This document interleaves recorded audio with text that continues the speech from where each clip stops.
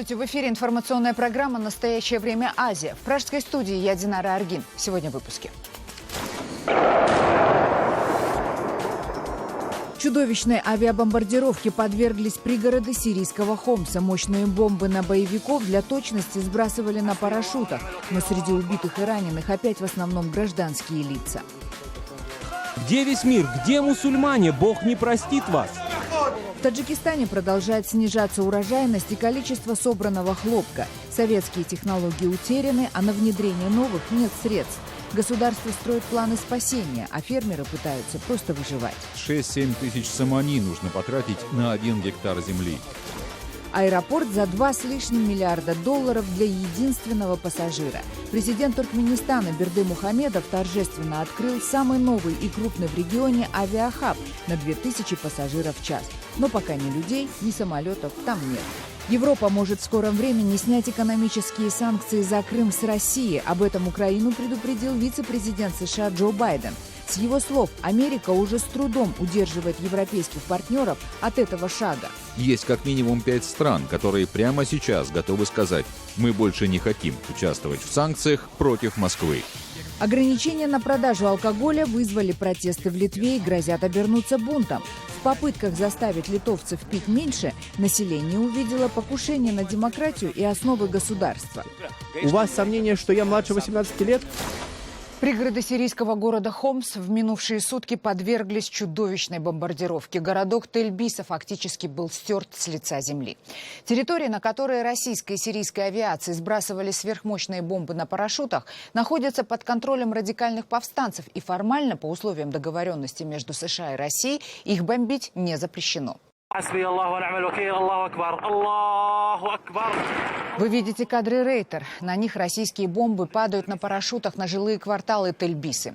Военное командование объясняет необходимость авиаударов по городам тем, что бункеры и позиции радикальных боевиков обычно находятся внутри городских микрорайонов, глубоко под землей. Как утверждают очевидцы, в течение одного дня на Тель-Бису было совершено как минимум 6 массированных налетов. Мощным авиаударом подвергся и город Растан, где среди погибших во время бомбежки 6 врачей. Местные больницы и морги, как утверждают сирийские правозащитники, переполнены убитыми и ранеными гражданскими лицами. Это кадры одной из разрушенных улиц, куда сразу же после авианалета приехали кареты скорой помощи. Врачи не могут сдержать своих эмоций. Где международное сообщество? Где исламская нация? Где исламские ученые Сирию взрывают баррельными бомбами, ракетами, этими бомбами на парашютах? Где весь мир? Где мусульмане? Бог не простит вас. А это кадры одной из местных больниц, куда доставляют пострадавших во время бомбежки. Как вы видите, опять среди тяжелораненых большое количество детей. Некоторые из них умирают от ран прямо на операционных столах. Это может означать, что бомбы попали не на позиции боевиков, а в жилые дома или детские учреждения. После авианалета в нескольких пригородах Хомса было объявлено, что работа школ и детских садов прекращается. Между тем, в ООН и на других дипломатических площадках продолжается разбирательство между Россией и США по поводу уничтоженного накануне в окрестностях сирийского Алеппо гуманитарного конвоя Красного Креста. В ответ на обвинения в адрес российской боевой авиации россияне выдвинули новую версию. По их мнению, конвой уничтожил американский боевой дрон «Предатор». Подробности полемики в репортаже Рейтер.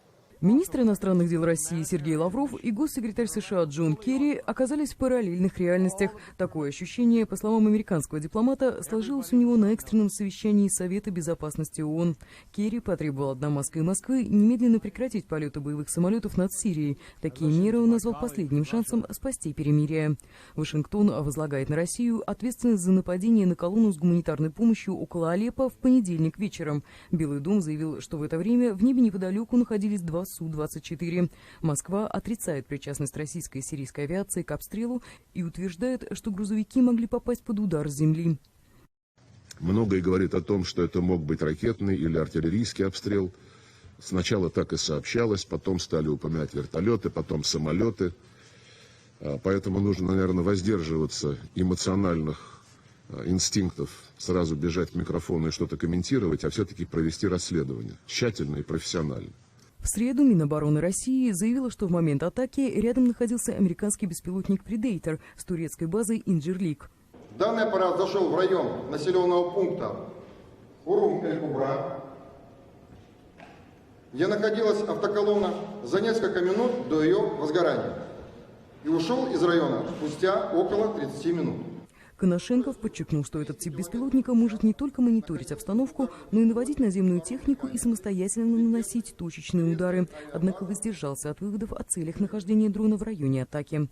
Коношенков также обвинил США в намерении отвлечь внимание от инцидента в районе города Дейр-эз-Зор, окруженного исламистами. В субботу авиация международной коалиции во главе США обстреляла там позиции сирийских военнослужащих. Жертвами стали более 60 человек. Представитель Соединенных Штатов в ООН Саманта Пауэр заявила, что удар был непреднамеренным и выразила соболезнования в связи с большим числом погибших. Американское командование заявило, что во время нападения боевиков ИГИЛ на авиабазу Каяра на севере Ирака террористами было применено химическое оружие, горчичный газ и иприт. Как минимум одна ракета была начинена этим отравляющим веществом. Положительный результат показали специальные тесты. Авиабаза Каяра, которая подверглась ракетному обстрелу, является крупнейшим военным аэродромом, с которого американская авиация наносит удары по городу Мосул, иракской столице самопровозглашенного террористического халифата или ИГИЛ. Ракеты с горчичным газом взорвались в нескольких десятках метров от военнослужащих США. К счастью, никто не пострадал. Это далеко не первая атака, когда боевики ИГИЛ используют боевые отравляющие вещества, которые им удалось создать в своих тайных лабораториях. Иприт применяется боевиками и против гражданского населения. В Кыргызстане на побережье озера Иссык-Куль завершились самые масштабные в истории страны военные учения. Антитеррористические маневры проводили государства Шанхайской организации сотрудничества. Это Россия, Китай, Таджикистан и Кыргызстан. В них были задействованы тысячи военных и сотни единиц боевой техники. За заключительным и самым зрелищным этапом учений наблюдал наш корреспондент Шавкат Тургаев. Проверка связи. На подготовку к основной и самой яркой части учения армейским подразделениям из Кыргызстана, России, Китая, Таджикистана и Казахстана была неделя. Отрабатывали навыки ведения огня, тщательно готовили технику, чтобы в самый важный момент она не подвела. И этот важный момент уже сегодня. Данный воинский контингент предназначен для проведения только антитеррористических операций. Условия проведения разные. Это зона ответственности организации. Организаторы пообещали всем собравшимся увлекательное зрелище, приближенное к реальным боевым действиям. Взрывы, стрельба, самолеты – все по-настоящему. Волня 218! Волня 218! Ядерный прием! По легенде учений, в условном государстве террористы спровоцировали беспорядки, пытаются захватить власть и перейти границу одной из стран Шанхайской организации сотрудничества. В горный населенный пункт выдвинулся спецназ, чтобы эвакуировать людей. Спецназ со своей задачей справляется, но понимает, что без огневой поддержки не обойтись. Массированные артиллерийские залпы заставили дрожать всю окрестность. Такое можно увидеть только в кино. Истребители и вертолеты наносят по врагу сокрушительный удар. Поставленная военным руководством задача выполнена благодаря слаженным действиям объединенных войск ШОС. Несколько дней подготовок не прошли даром. Военнослужащие получили навыки, они совершенствовали свои полевые выучки при выполнении служебных боевых задач в различных условиях обстановки. Совершенствовали слаженность органов управления при подготовке проведения антитеррористических операций. Подобные учения, где принимают участие сразу несколько стран, жизненно необходимы, уверены военные, ведь главную опасность в современном мире представляют именно террористические организации. Сегодня получилось практически все, но есть над чем поработать. Я ставлю оценку всем нашим военнослужащим, в том числе Китайской Народной Республике, оценку хорошую. Высшие военные представители государств-членов ШОС поблагодарили всех участников учений за хорошую работу. Стройными рядами солдаты прошли торжественным маршем. Военные антитеррористические учения стран Шанхайской организации сотрудничества «Мирная миссия-2016» завершились. Условный противник уничтожен. В маневрах приняли участие до 2000 военнослужащих и до 300 единиц военной техники. Это были самые масштабные военные учения за всю историю независимого Кыргызстана. Следующие учения «Мирная миссия» пройдут в 2018 году в Российской Федерации. Наиболее отличившихся бойцов и командиров наградили медалями и грамотами. Через 2 года многие из них снова встретятся на импровизированных полях сражений. Шавкат Тургаев, Алишер Муталипов. В настоящее время Иссык-Кульская область, Кыргызстан. В Ашхабаде открылся крупнейший в Центральной Азии международный аэропорт, который попал в Книгу рекордов Гиннесса за самое большое изображение национальных орнаментов на поверхности главного терминала. На его строительство было потрачено 2 миллиарда 300 миллионов долларов. Торжественное открытие с традиционными песнями и танцами состоялось с участием президента республики Гурбангулы Бердымухамедова. Президенту продемонстрировали посадку нового Боинга, приобретенного для национального авиапарка, и огромные терминалы. Весь комплекс аэропорта занимает площадь в 1200 гектаров. Бердымухамедов заглянул и в самолет государственной авиакомпании, где посидел в пассажирском кресле эконом-салона. Международный аэропорт туркменской столицы рассчитан на обслуживание 2000 пассажиров в час. Но пока этот крупнейший региональный хаб стоит практически пустым, несмотря на намерения туркменских властей превратить его в главный авиаузел всего региона. Виной тому очень жесткая визовая политика, которую проводит Туркменистан. Ни сами туркмены, ни жители соседних республик фактически не могут пересекать туркменскую границу, а значит пользоваться услугами самого роскошного аэропорта в этой части света. В Таджикистане продолжает снижаться урожайность и количество собранного хлопка. В экспорте страны он занимает 2-е место после алюминия. Пока власти республики пытаются разработать новые стратегии по поддержке хлопковых хозяйств, дихканам и фермерам приходится практически выживать, ничего не зарабатывая на сборе хлопка. Анушервон Арипов подробнее. Где-то 700-800 долларов, а в национальной валюте, наверное, выйдет 6-7 тысяч самани нужно потратить на 1 гектар земли. Разок Султонов – фермер и владелец небольшого хозяйства, составляющего 8 гектаров земли. Половина участка в его хозяйстве была засеяна хлопком, и хотя сбор еще не закончился, Разок уже подсчитывает свои будущие доходы. С учетом расходов на оплату воды, земельного налога, пахотных работ, аренды сеялки, подкормки удобрениями, обработки химикатами и оплаты труда наемных рабочих, в общем должно выйти около 1700 долларов прибыли. Это немного, учитывая, что семья Разока из 6 человек должна прожить на эти средства до следующего сбора хлопка. Выручает то, что многие продукты питания покупать не надо. На второй половине участка Разок выращивает овощи. При этом он считается не бедным человеком, ведь имеет свое поле и дает работу людям. Мы уже собрали 9 тонн хлопка, но урожай еще есть, не весь собран. Выйдет в общем 10-12 тонн. 3-й сбор тоже скоро будет, немного доберем. Еще коробочки на кустах растут. Ради этих денег последние 1,5 месяца в поле с утра до вечера работала вся семья Разока и наемные рабочие. В основном соседки и их дети, так как большинство мужчин находится в трудовой миграции в России. Собирать белое золото приходится только руками, так как высокий товарный вид оно имеет только при таком способе сбора. В этом году в республике под хлопчатник было засеяно 162,5 тысячи гектаров земель, что на 8 тысяч меньше прогнозного плана Минсельхоза. Фермерам хлопок приносит все меньше прибыли, и многие не хотят его сеять. На мировом рынке цены продолжают падать, а стоимость ГСМ и удобрений растет. Кроме того, в Таджикистан они попадают далеко не лучшего качества, что напрямую влияет на урожайность хлопка. Если в советское время она составляла 25-30 центнеров с гектара, то сейчас 15-20. Вот прошлый год у нас было более 3000 гектаров посеяны с оголенными семенами хлопчатника, которые она имеет свою специфику. Точный вес хлопчатника при использовании оголенными семенами, она действительно, и нам необходимо специальные техники, сеялки для посева от оголенными семенами на точный вес. Это тоже новые технологии, которые используются во всем мире. При посеве хлопка до сих пор используются дедовские методы, хотя весь мир давно перешел на современные технологии. Если в Таджикистане в ближайшее время не введут новые технологии, то хлопковая монокультура, приносившая львиную долю экспортного дохода, будет полностью вытеснена алюминием, кормовыми и зерновыми культурами. Министерство хозяйства, Министерство хозяйства с учеными, со всеми аграрниками, они разрабатывали стратегию увеличение производства хлопка в Республике Таджикистан. Согласно этой стратегии, там очень хорошие идеи есть. И по дотации есть, и по господдержке есть.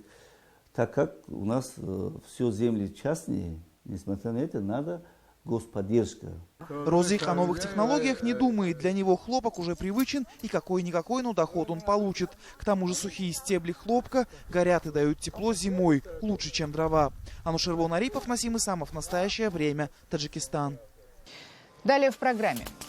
Европа может в скором времени снять экономические санкции за Крым с России. Об этом Украину предупредил вице-президент США Джо Байден. С его слов, Америка уже с трудом удерживает европейских партнеров от этого шага. Есть как минимум 5 стран, которые прямо сейчас готовы сказать: мы больше не хотим участвовать в санкциях против Москвы. Ограничения на продажу алкоголя вызвали протесты в Литве и грозят обернуться бунтом. В попытках заставить литовцев пить меньше, население увидело покушение на демократию и основы государства. У вас сомнения, что я младше 18 лет? Европейские страны могут уже в скором времени отменить экономические санкции, введенные против России после аннексии Крыма и начала войны в Донбассе. Об этом заявил в Нью-Йорке вице-президент США Джо Байден. По его словам, Америка уже практически потеряла все аргументы для своих европейских партнеров из-за отсутствия экономических реформ на Украине. Байден утверждает, что он лично по несколько часов в день разговаривает с украинским руководством о необходимости реформирования украинской экономики и о борьбе с коррупцией. Украина должна выполнить свое обещание и провести политические и экономические преобразования. В противном случае ЕС может отменить санкции. Если Украина даст повод, есть как минимум 5 стран, которые прямо сейчас готовы сказать: мы больше не хотим участвовать в санкциях против Москвы. В Европе все больше появляется желание сказать: «Эй, до смены президента она в любом случае принадлежала России. У них там была марионетка. Что это меняет? Какая к черту разница? Почему вы нас вовлекаете в эти санкции?» Джозеф Байден предупредил Киев на фоне заявлений вице-канцлера Германии Зигмара Габриэля, который выступил за постепенное снятие с России введенных санкций и ограничений. Подобную инициативу высказали и лидеры Словакии. За отмену санкций фактически выступают Греция, Испания, Балканские страны и Италия. Любитель спиртного из Владивостока стал звездой российского Ютуба. Он придумал очень простой способ ежедневно и, главное, бесплатно принимать крепкие спиртные напитки. Суть этого способа очень проста. Он приходит в магазин и залпом выпивает бутылку водки, потом уходит, не расплачиваясь. Вот как это происходит. Мужчина выпивает алкоголь, а пустую бутылку возвращает на полку. 34-летнего гражданина знают практически все охранники торговых точек и милиционеры Владивостока. Но, как сообщает сайт ВЛ.ру, в местном законодательстве не предусмотрено никакого наказания, кроме небольшого штрафа за эти действия. Причем сумма штрафа иногда даже ниже, чем стоимость спиртного напитка. В последнее время у новатора стали появляться многочисленные последователи. Правда, некоторым из них уже приходилось вызывать скорую помощь из-за неопытности. Тем временем в Литве, которая оспаривает у России пальму первенства по потреблению крепкого спиртного на душу населения, новые правила продажи алкоголя привели к погромам в супермаркетах и грозят перерасти в бунты. Некоторые увидели в ограничительных мерах покушение на основы литовского государства и парламентаризма.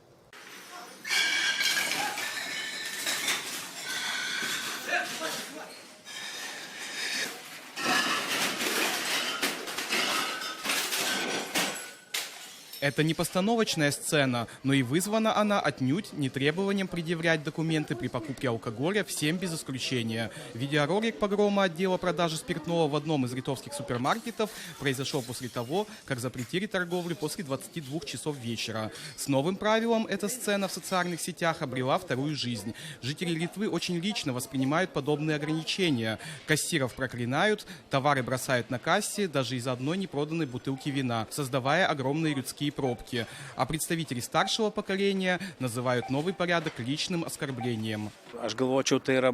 Я считаю это личным оскорблением. По моей седине видно, что я не юнец. Рассказы торговцев, что таким образом они будут оберегать молодежь от алкоголя, для меня более чем смешны.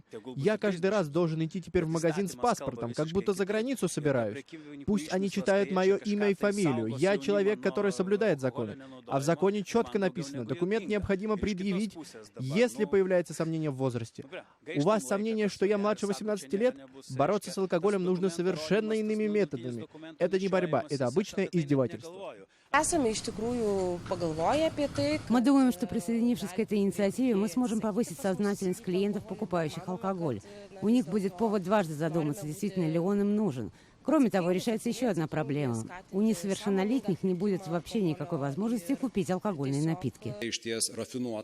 Это изощренная акция накануне выборов, цель которой вызвать напряжение в обществе и недоверие к власти, указав на ее мнимую глупость. Однако авторы этого сговора — сами торговые центры, которые в общей сложности контролируют 90% рынка Литвы. Теперь в Литве торговым сетям пророчат огромные убытки и расцвет малых игроков, которые отказались вводить новый порядок. Другие ждут ренессанс нелегального производства. Даже до нового правила самогоноварение достаточно частое явление в Литве, с которым правоохранительные органы борются даже с помощью беспилотных аппаратов, оснащенных тепловизорами, которые могут обнаружить самопарные заводики в глуши лесов. Нужно привести в порядок ценообразование, увеличивать цены на крепкий алкоголь. Все это делается в Европе. Строгие санкции и запреты никогда не дают хороших результатов и лишь способствуют теневой экономике и преступной деятельности. Столпотворение в алкогольных отделах супермаркетов действительно, кажется, снизилось, но о первых итогах говорить совсем рано. В социальных сетях уже появился настоящий тотализатор, в котором пользователи спорят, что новый порядок не продержится до конца этого года. Слишком большие убытки грозят торговым сетям. Отмену действительно ждут как раз после выборов. Денис Тарасенко, «Настоящее время», Вильнюс, Литва. На протяжении нескольких дней первой темой мировых новостей остается развод звездной голливудской пары Анджелины Джоли и Брэда Питта. Эта новость затмевает собой даже события в горячих точках и Генеральную ассамблею ООН. Сообщается, что инициатором развода стала Джоли. Расставание знаменитостей после 10 лет совместной жизни стало настоящим шоком для их поклонников. Они познакомились на съемочной площадке фильма «Мистер и миссис Смит» в 2005 году. 10 лет спустя Брэд Питт и Анджелина Джоли вновь появились на экране вместе, но уже изображая не страсть, а затухание чувств женатой пары. Сценаристом и режиссером драмы «У моря» выступила сама актриса, и уже тогда в Голливуде начали говорить о проблемах в звездной паре. Однако новость о расставании Бранджелины все равно оказалась для поклонников шоком. Во вторник вечером стало известно, что Джоли подала на развод. Я была в шоке. Я думала, они продержатся дольше. Он больше занимается кино, а она благотворительностью. Думаю, их интересы перестали совпадать. Я очень расстроена. Я хотела, чтобы Брэд и Анджелина были вместе навсегда. Питт и Джоли прожили вместе 10 лет, из них 2 в официальном браке. Пара воспитывает 6 детей, из которых 3 приемные. Джоли просит суд, чтобы все сыновья и дочери остались с ней. Согласно иску, актриса, цитата, крайне расстроена методом воспитания, которую использует Брэд Питт. В качестве причины для развода обладательница Оскара указала непримиримые разногласия, а адвокат актрисы заявил, что она делает это, цитата, ради здоровья своей семьи. Для Джоли это был 3-й брак. Ранее она была замужем за актерами Джонни Ли Миллером и Билли Бобом Торнтоном. Для Питта 2-й. Он был женат на актрисе Дженнифер Анистон. Это были все новости, о которых мы хотели вам рассказать. Читайте нас в социальных сетях и смотрите на сайте currenttime.tv. Мы встретимся с вами завтра в это же время. Всего доброго.